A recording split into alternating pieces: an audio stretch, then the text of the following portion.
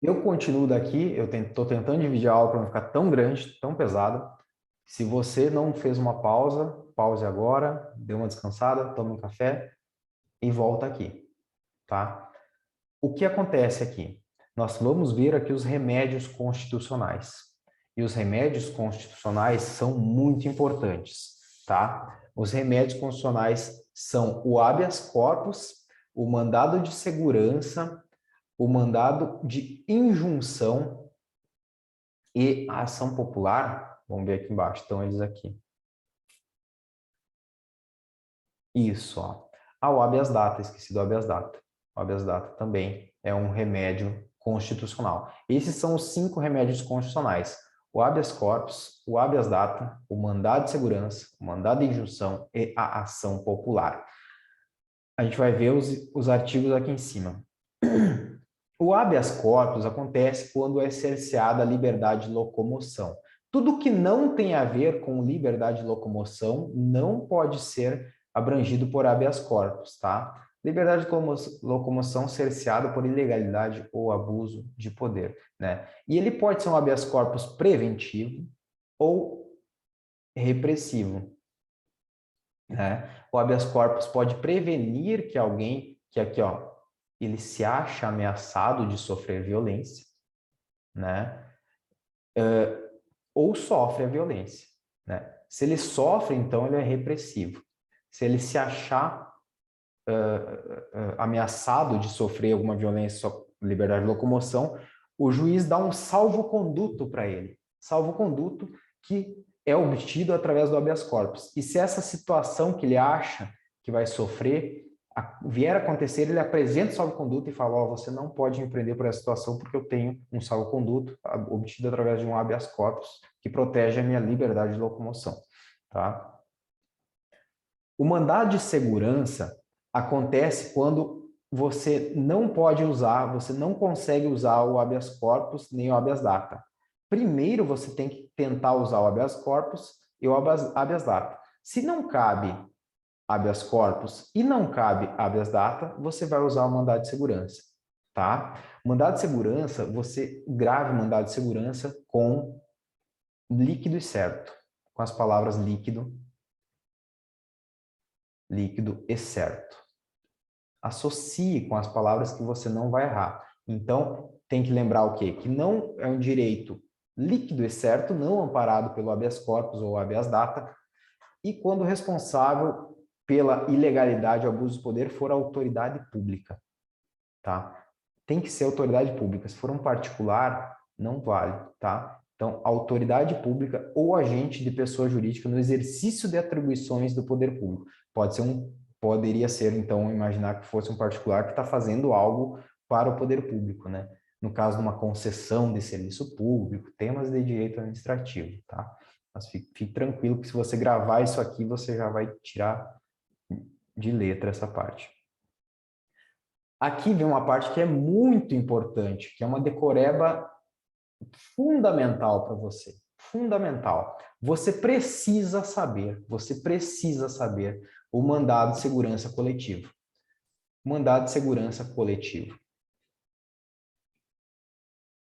Cai muito mandado de segurança coletivo. Cai muito. Você vai gravar que ele só pode ser por partido político com representação no Congresso Nacional. E fiz uma sigla para você aí. Você vai gravar também que só pode por organização sindical, entidade de classe ou associação. Vou tirar minha cara daqui, botar para cima, botar para esse lado aqui. Tomara que eu esteja mexendo certo no vídeo, dê certo aqui. Vamos lá. Agora é o seguinte, eles vão te confundir com o quê? Tá vendo aqui, ó, que fala que associação, ó, organização sindical, entidade de classe ou associação legalmente constituída e em funcionamento há pelo menos um ano. Quem tem que estar em funcionamento há pelo menos um ano é a associação, tá? Associação. Vou colocar aqui um ano. Tá? A associação é que tem que estar em funcionamento há pelo menos um ano. Eles trocam e colocam aqui pode ser impetrado o mandado de segurança coletivo por partido político, representação do Congresso Nacional, organização sindical, associação, entidade de classe legalmente constituída em funcionamento pelo menos um ano. Eles só trocaram, eles fizeram isso aqui. Já ferrou com a tua questão. Porque quem tem que estar legalmente constituído em funcionamento há pelo menos um ano para entrar com mandado de segurança é a associação, tá? Associação. Beleza? Aí. Ah, borrachinha, vai, paga. Beleza. Tá? Eu até coloquei aqui no material que cai muito. Cai muito. Ó, associação mais aqui, né? Associação mais. Né? E aí a gente tem aqui também o mandado de injunção. Pessoal, o mandado de injunção é tipo assim, quando não tem, a Constituição dá um direito, né? Ela fala assim, olha, você tem direito a moradia e direito a transporte. Mas o que acontece? Para eu ter direito a moradia e transporte, tem que ter uma lei que fale e que mande construir casa e que mande ônibus circularem, né? Então, se não existe essa lei, eu posso entrar com mandado de injunção porque há uma falta de norma regulamentadora que torna inviável o exercício dos direitos e liberdades constitucionais, né? Por exemplo, esse caso que eu... Nossa Senhora, trancou aqui. Esse caso que eu citei seria, por exemplo, uma violação do seu direito à cidadania, né? Aqui você tem direitos sociais atendidos, né? É um exemplo, né? Então, considerar-se-á mandado em injunção sempre que a falta de norma regulamentadora torne inviável o exercício dos direitos e liberdades constitucionais e das prerrogativas inerentes ao quê? À nacionalidade, à soberania e... Opa! Nacionalidade, soberania e a cidadania, tá? Nassoci. Beleza? Tudo mnemônica. Você pode mnemonizar tudo na sua vida. Tá? E o habeas data, pessoal, é mais ou menos assim. Você vai lá numa instituição governamental e você pede um dado em relação a você. E aí o cara lá fala para você assim, não vou entregar esse dado para você. Ou você quer retificar um dado, tem uma informação errada numa repartição pública sobre você e você quer que eles retifiquem esse dado. E aí o cara fala para você, não, foda-se, não vou fazer isso aí para você. O que você pode fazer se o sujeito não quer retificar o seu dado? Você entra com habeas data, né? Você lembra, datas tem a ver com dados, né? Você entra com habeas data. Né? Para que serve o habeas data? Para assegurar o conhecimento de informações relativas à pessoa do impetrante. Né? Impetrante é quem entra com habeas data, constante registro sobre bancos de dados de entidades governamentais ou de caráter público. Tá? Isso aqui é governamental de caráter público, não tem a ver com caráter privado. Tá? Então, estou falando nos setores públicos. E também para retificação. Então, conhecimento e retificação. Certo? Quando não se prefira fazer por processo sigiloso judicial administrativo. Tá? Tranquilo, essa última parte aqui não tem tanta relevância assim para você se perder na hora da prova. Né? Aqui eu não vou... vou salvar essa parte, vou salvar aqui então. A garganta tá falhando. Eu estou gravando já umas 3, 4 horas, eu acho, de constitucional. A gente está só no artigo 5º. Falei para vocês que é gigante. Vamos lá. Aqui a gente tem um outro remédio constitucional que se chama ação popular, tá? A ação popular, pessoal, ela é tida como a ação para proteger a moralidade administrativa. Está até aqui embaixo, instrumento de controle da moralidade administrativa, tá? E ação popular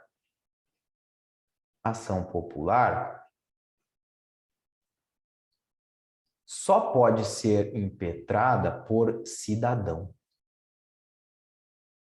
Cidadão. Tá? Ela não pode ser impetrada por qualquer pessoa. Quem é cidadão? Cidadão é aquele que está em pleno gozo dos seus direitos políticos. Direitos políticos. O que seria isso aqui? Capacidade de votar. Capacidade de votar. Se você tem a capacidade de votar, você está em pleno gozo dos seus direitos políticos, tá bom? E aí você é cidadão e você pode entrar com uma ação popular.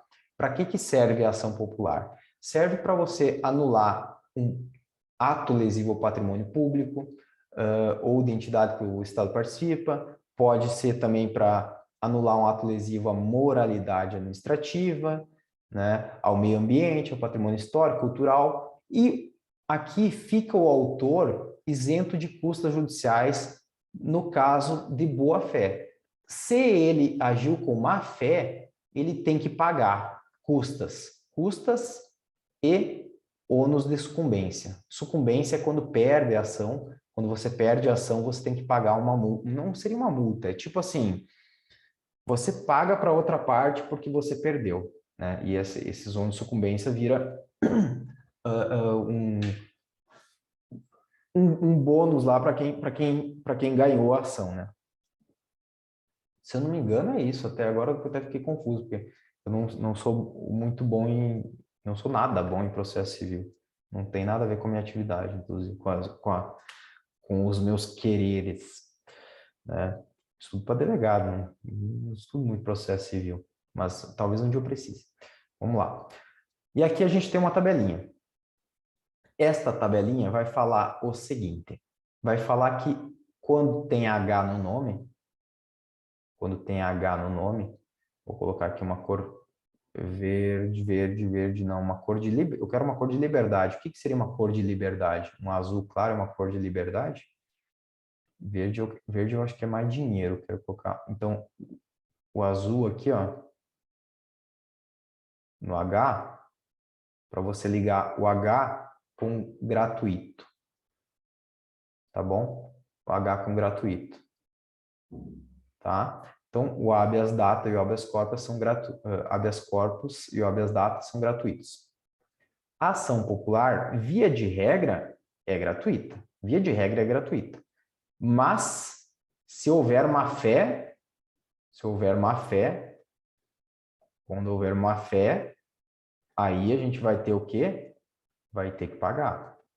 Aí você vai ter que entrar com o dinheirinho, tá? Vai ter que pagar. E aí, aqui as tabelinhas que você pode até printar a tela aí. Você vai ver. Você vai conseguir ter uma ótima tabela. Se você não comprou meu material, está assistindo essa aula, por favor, olha esse material acho que tá R$ 97, acho que tem até cupom, procure o cupom, entra no meu Instagram, vai ter você vai achar cupom aí, procura. Compra o material, nem que seja para você revisar a pré-prova. E leia só essas partes grifadas, assim, ó. Leia só essas partes grifadas, assim, só as tabelinhas. Cara, você não vai se arrepender. Você está deixando de investir dinheiro que pode transformar, fazer você ganhar esse cargo aí, porque você quer economizar uns trocos. Você tem um salário inicial de 5.500, que o teu primeiro salário, tua primeira remuneração, vai pagar tudo que você gastou. Vai pagar tudo que você gastou e você está economizando R$ 97 que podem causar a tua aprovação. Vocês estão vendo o material aqui, ó, de excelência.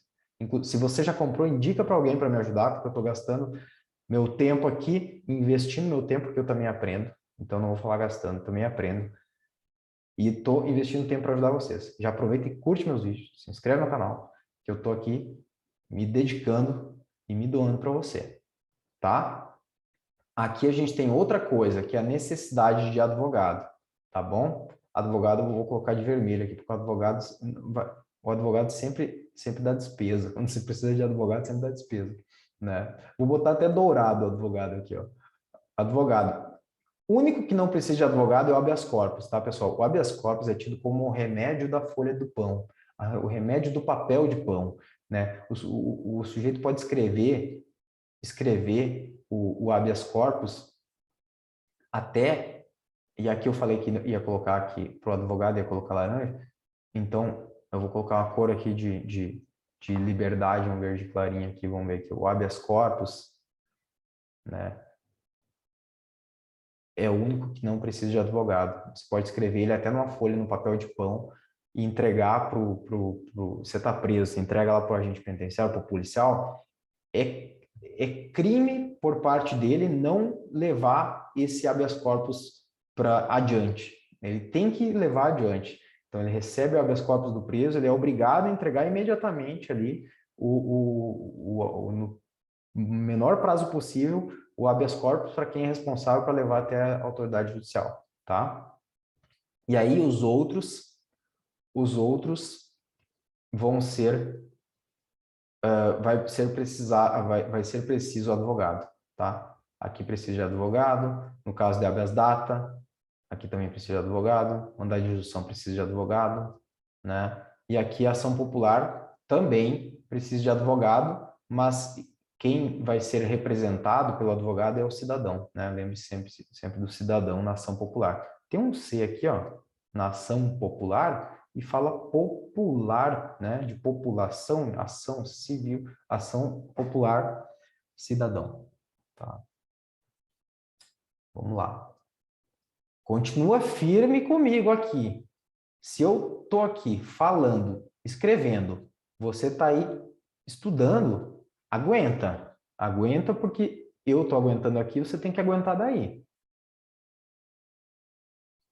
Força, dá aquela alongada e volta a se concentrar. Que a gente vai continuar.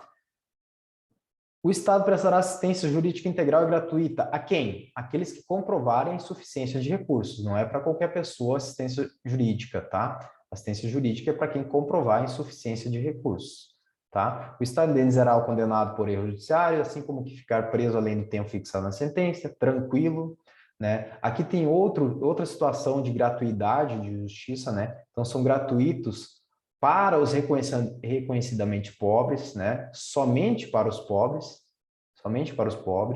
né? Mas via de regra você consegue ter esses dois aqui gratuitamente. Eu acho que como isso aqui não tem, a gente não sabe quem é pobre, quem não é, assim, né? Se eu não me engano, quase todo mundo consegue isso aqui. Eu não lembro de ver uma situação que o registro de nascimento ou a certidão de óbito tenha custado para alguém. Se você viu, me manda mensagem, fala, comenta aí nos comentários, né? Mas são gratuitos para os pobres, então quando o pobre nasce, quando o pobre morre, ele tem direito a um papelzinho, tá? Vai ser a única ajuda, né? E aqui fala da gratuidade que a gente falou antes, né? A gratuidade do habeas corpus e do habeas data. Lembrando que o habeas corpus não precisa de advogado, então não confunda. Todos os Hs são gratuitos. Todos os Hs são gratuitos, mas somente o habeas corpus não precisa de advogado. Meu pai, que feio. Advogado. O habeas corpus não precisa de advogado. Somente o habeas corpus. Aqui temos o princípio da razoável duração do processo, né? E aí nós temos aqui a adoção da aplicação imediata dos direitos fundamentais, né?